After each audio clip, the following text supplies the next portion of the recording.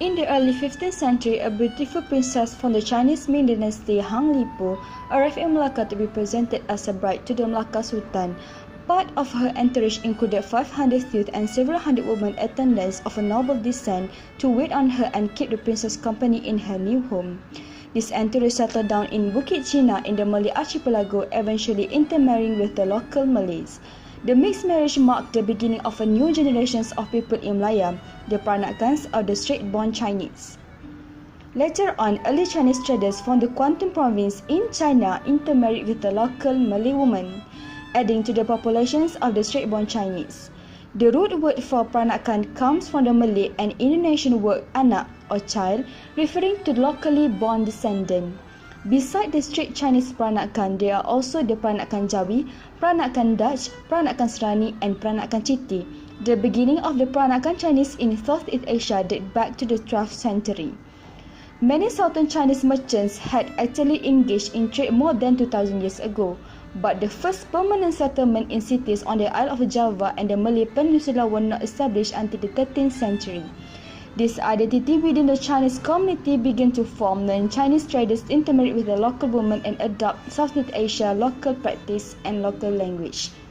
The Peranakan Chinese have picked up many nicknames over the years, from being honest as the King Chinese during colonial times, to more recent times being called as Orang Cina Bukan Cina. They have indeed gained quite a reputation. The term Baba is an honorific term for Peranakan male, while Nyonya is a term given to a Peranakan female.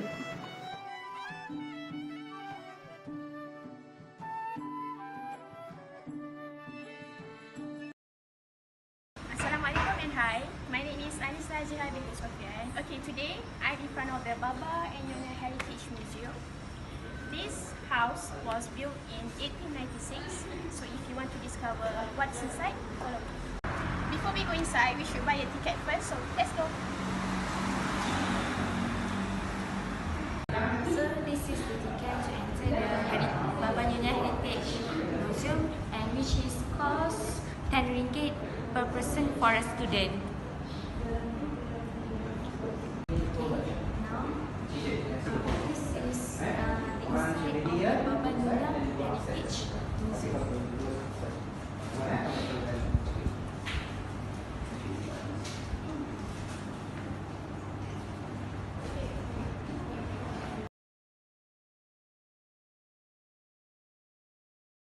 Jadi cikgu sebelum tu saya tanya berkenaan dengan latar belakang Baba Nyonya. Latar belakang Baba Nyonya kat mana tu? Latar belakang macam mana sejarah Baba Nyonya dia Sejarah.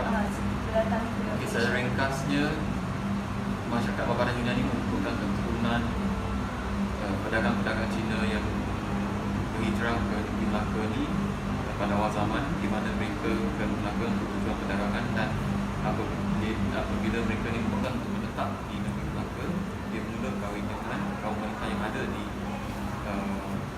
bumi Melaka ni, iaitu kaum wanita yang datangnya daripada kaum Melayu. So apabila mereka ni berkahwin dengan kaum wanita Melayu, dia anak-anak mereka ni besar dalam satu situasi yang bercampuran budaya, iaitu budaya Cina dan budaya Melayu.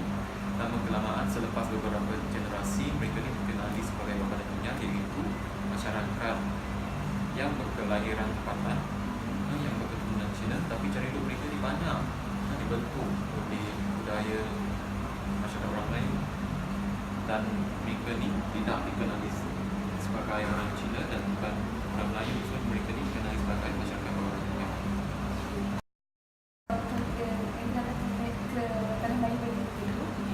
Apa agama yang dianut oleh Mereka ni orang Cina, ya? So Baba Nyonya ni masih lagi mengamalkan budaya dan tradisi dan juga agama asal orang Cina, iaitu satu campuran agama Buddha, Confucius dan juga Taoisme sehingga ke hari ini.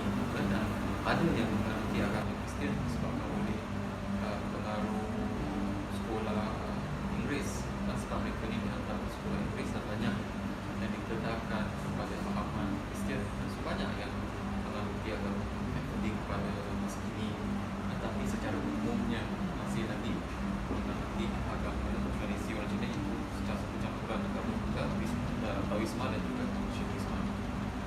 sebenarnya juga kan. Bila mana dia bercampur antara dua budaya iaitu Cina dan Melayu. Apakah sebenarnya bahasa yang digunakan selain bahasa? Kita mempergunakan bahasa BABA, iaitu dia jenis bahasa Melayu yang terdapat banyak perkataan mungkin yang dipakai. Contoh perkataan tuk, kita tak kata meja, kita kata tuk. Dan bahasa Melayu yang digunakan ni dia berbentuk lebih kepada bahasa baku. Tak ada sayang, kita kata sayang ataupun kuah. Dan kuah tu kurang sopan, yang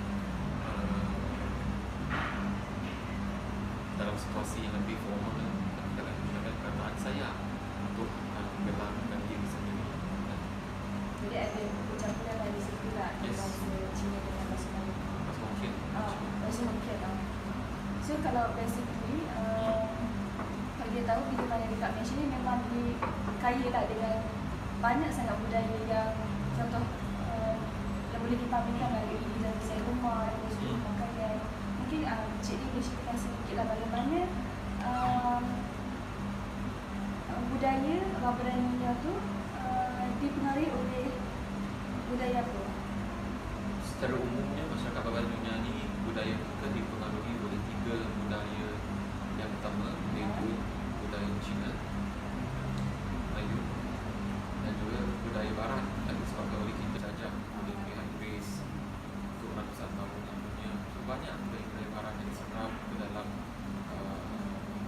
cara hidup dan budaya masyarakat Baba dan Nyonya yang boleh dilihat dari segi penggunaan orang Cina. Ada yang ada desain-desain orang Barat, dan pada masa yang sama ada ukiran-ukiran Melayu yang boleh dilihat di segala rambut yang dipergunakan dalam kediaman masyarakat Baba dan Nyonya. So dia merupakan satu cara untuk mereka mengekspresikan budaya dan identiti mereka. Kebanyakan melihat cermin. Kebanyakan cermin di rumah ni sendiri mempamerkan daripada negara Budaya Barat. Sebab kenapa? Masyarakat Asia ni kurang gemar mempamerkan cermin ke dalam rumah. Kan? Jarang. Kalau ada pun dalam bilik je pun, asyik berdandan kan. Selain daripada itu tak ada. Tapi masyarakat Barat kalau lihat seni bina dia memang dia suka cermin. Kat dalam istana dekat England, tergantung cermin kat mana-mana. Dia kata salah satu tujuan sebab kenapa cermin dipergunakan adalah untuk pantulan cahaya. Kan sebab masa lampau kita terangkan rumah kita dengan cahaya lampu kan. So, penggunaan cermin ni dapat memantulkan cahaya dan dia menterangkan lagi ruang yang ada. So orang di negara Barat ni dia suka cermin. Cermin dia orang cantik. So masyarakat Baba dan Nyonya ni sebab kita dipengaruhi oleh fahaman Barat dan sebagainya, dia terikut lah dia kata cermin kat rumah dia banyak. Soalan yang terakhir, mungkin cikgu juga boleh kongsikan sikit bagaimana masyarakat Baba dan Nyonya pada hari ini, adakah masih mengamalkan tradisi yang lama ataupun dia bergantung kepada keluarga masing-masing. Tertentu ada keluarga yang masih lagi berpegang teguh pada sistem kepercayaan, ada yang mungkin lebih berfikiran so dia berbalik kepada keluarga masing-masing. Tapi pada umumnya masyarakat Baba dan Nyonya pada hari ini dia mengalami satu proses pemodenan, seperti juga masyarakat lain yang hidup di dunia moden. Jadi mungkin daripada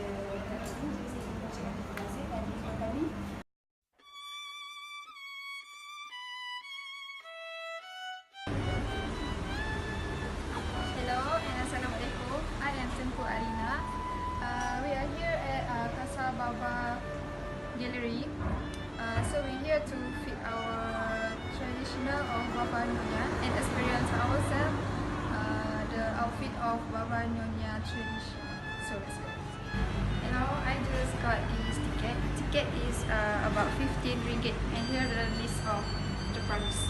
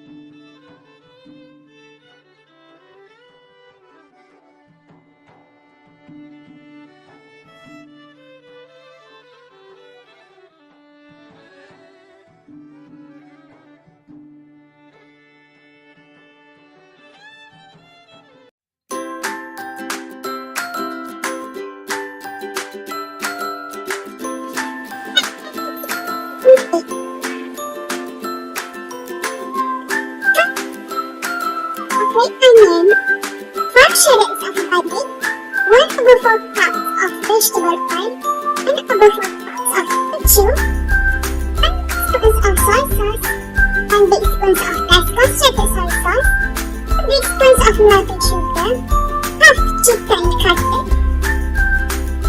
boiled and fried potatoes, 3 cups of butter, and salt. First, blend the onion and garlic and put them to small pieces.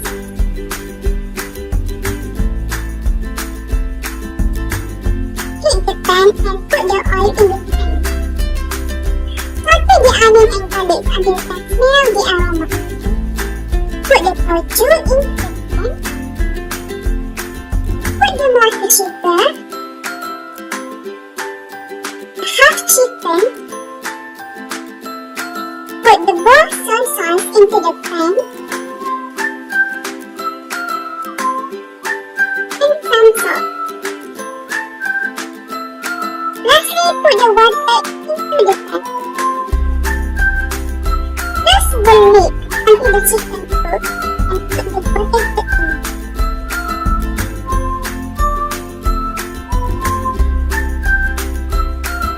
Peranakan chicken confit is now ready to be served.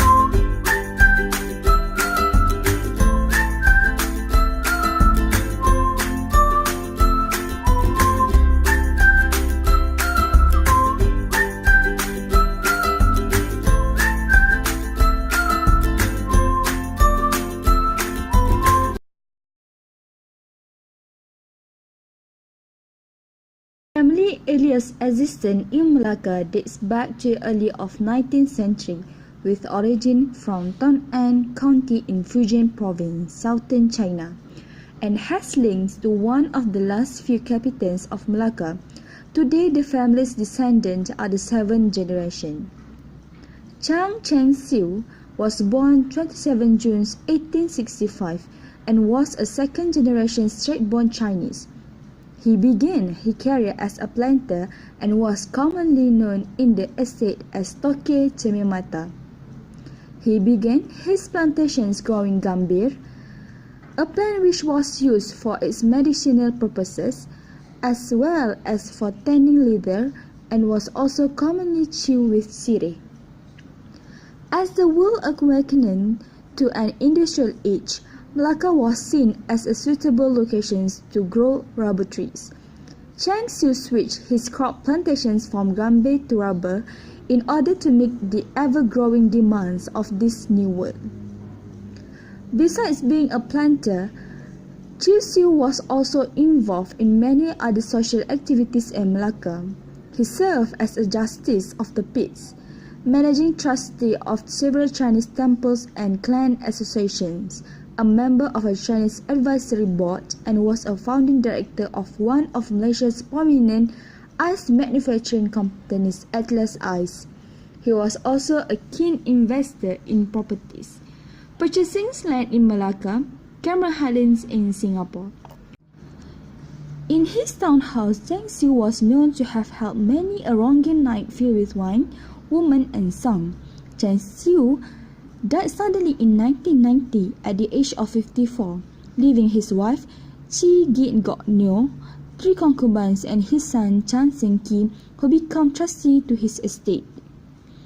Seng Ki did not have the same appreciations for living in a bustling town, complaining of the incessant noise from the Tok Tok Mi man on the street at night.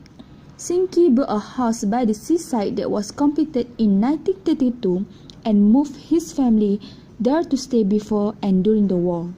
Only after World War II did the family live in town again, somewhat briefly.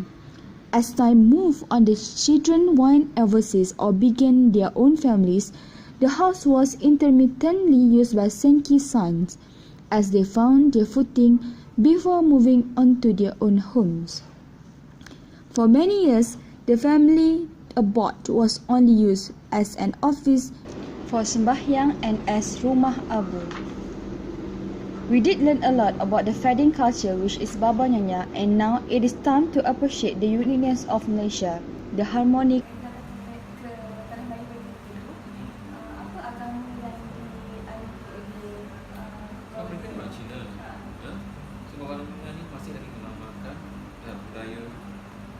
Tradisi dan juga agama asal yang Cina, iaitu satu campuran agama Buddha, Confucius dan juga Taoisme sehingga ke hari ini.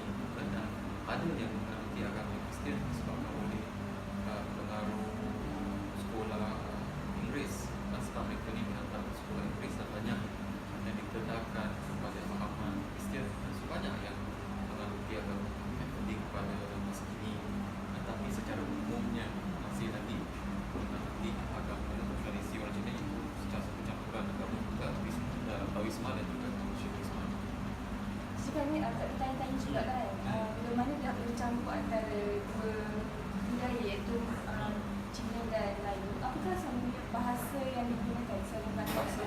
Kita mempertuturkan bahasa BABA, iaitu dia sejenis bahasa Melayu yang terdapat banyak perkataan mungkin yang dipakai, perkataan tuk, kita tak kata meja, kita kata tuk. Dan bahasa Melayu yang digunakan ni dia berbentuk lebih kepada bahasa baku. Kita tak kata saya, kita kata sayang ataupun buah, dan buah tu kurang sopan, yang dalam situasi yang lebih formal kita akan gunakan perkataan saya untuk menggelarkan diri sendiri. Jadi ada percampuran dari situ lah, bahasa Cina dengan bahasa Melayu. Bahasa mungkin. Bahasa mungkin lah. So kalau basically, kalau dia tahu bila mana dekat Malaysia ni memang kaya lah dengan banyak sangat budaya yang contoh yang boleh dipamerkan dari desain rumah dan juga pakaian. Mungkin Cik Lee boleh ceritakan sedikit lah bagaimana budaya Baba dan Nyonya tu